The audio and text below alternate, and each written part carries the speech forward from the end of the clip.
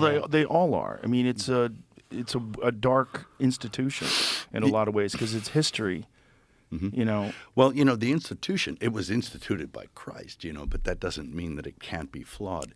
And there's a school of thought that says it isn't what it purports to be anymore.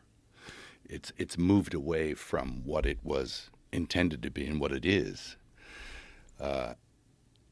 Almost, there's a guy called Bishop Vigano who says it's a counterfeit parallel church, and it's running an entirely different religion.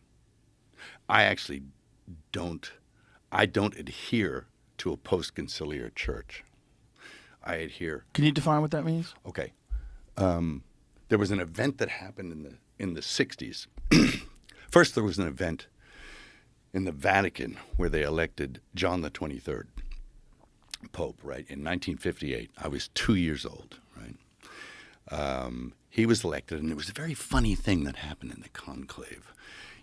Usually there's white and black smoke that goes out of the chimneys to tell you, we have a pope, habemus papam, and the white smoke came out. And everybody cheered, and they went crazy. And then about a half an hour later, black smoke came out. That never in history has that happened, that the white smoke came out, and then the black smoke came out. White smoke means we found a new pope. Black smoke means no pope. That's right. They'd have votes, or there'd be one reason or another they'd have a round in the conclave, and black smoke would come out many times maybe. Maybe it would take 2 weeks. But never was it known that white smoke came out, then black smoke came out. So what was the scenario? That somebody was elected, and that maybe something else happened, and he was pushed aside and someone else was put in. So it was power struggle. Some kind of power struggle. And, of course, the man who came out was a man called Angelo Roncalli, and he was John the 23rd.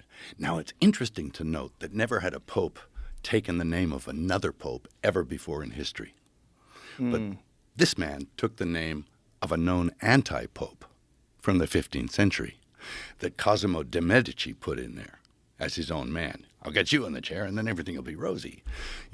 Everything will go good for business, whatever he was putting him in there for, some corrupt reason. But and there have been corrupt men in that place before. I mean, there's Alexander VI and Julius II and Sixtus IV. I mean, some of these guys are, they're not saints.